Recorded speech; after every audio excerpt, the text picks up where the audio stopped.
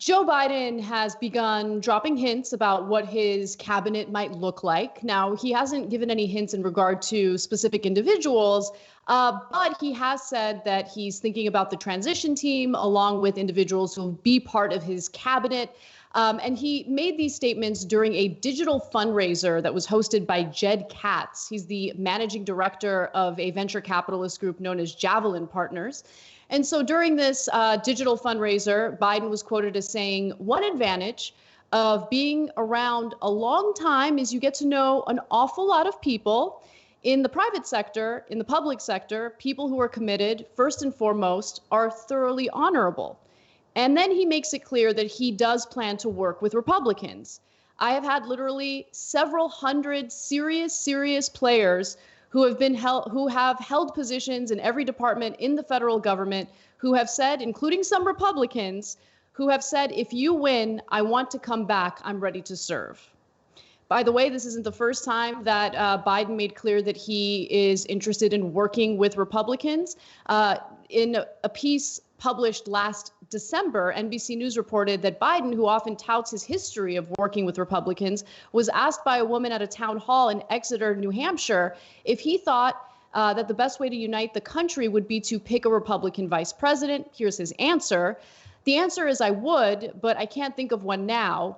There is some really decent Republicans that are out there still, but here's the problem right now. Of the well-known ones, they've got to step up. And as we know, none of them have really stepped up, with the exception of maybe Mitt Romney, who did vote to impeach Donald Trump on one of the impeachment charges.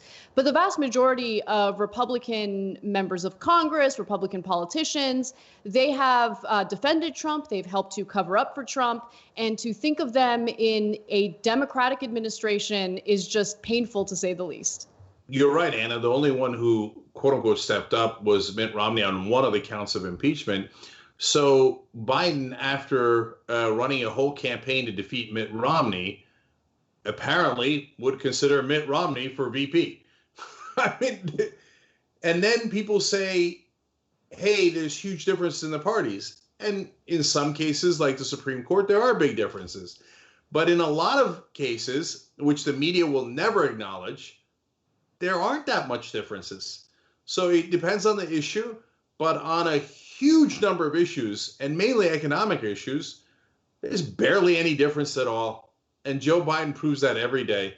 So, can I just say one more thing about that, though? That, like, the reason why these Republican politicians haven't spoken up, and I also want to just give like a little, I want to pour one for the homie Justin Amash, because I don't know, it seems like he's destroying his political career to have a spine. And he called out Trump, but he has now switched from Republican to independent. But I will say, look, Donald Trump's approval rating among Republican voters stands at 93%, which is why these Republican lawmakers refuse to speak out against Trump, because they're looking out for their own political careers, right? I don't want any of that spinelessness in the federal government, in, even like local government. These people are not interested in representing the best interests of Americans, of their constituents. All they do is parrot the talking points that benefit their political careers. And I think Americans have had enough of these like selfish, greedy, self-interested politicians. We're not ideologues. If Republicans want to come in our direction, we're happy to have them. Criminal justice reform was a progressive idea, and a lot of Republicans voted for it. Great. Josh Hawley is a crazy right-winger, senator from Missouri. I disagree with him vehemently on a huge percentage of issues, but he's also a bit of a populist, and from time to time he's right about the banks, in which case, great. Then I'm happy to agree with him, and because he's agreeing with us.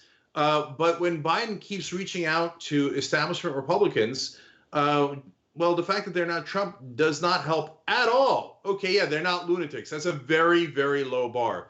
But at the end of the day, the reason that Biden doesn't mind reaching out to corporate Republicans is that, again, on economic issues, there's barely any difference between corporate Democrats and corporate Republicans. So if you wanted to put a Republican in charge of civil rights in the Biden administration, well, that'd be nuts, and Biden probably wouldn't agree. Doesn't have a great record on civil rights himself, but that's a category that Democrats do way better than Republicans on. But if you're going to talk about tax cuts, you're going to talk about economic issues, Biden thinks, what's the difference?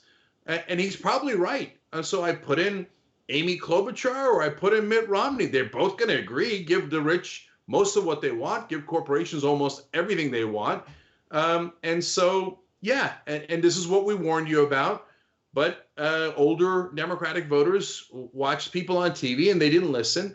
And they thought, no, he's going to be a great Democrat. Well, be careful what you wish for. So now, if Biden wins, he might put a bunch of Republicans on his cabinet. But honestly, like I said, what difference does it make? Because if he puts corporate Democrats instead, they're all going to agree to the same policies. Thanks for watching The Young Turks. Really appreciate it. Another way to show support is through YouTube memberships.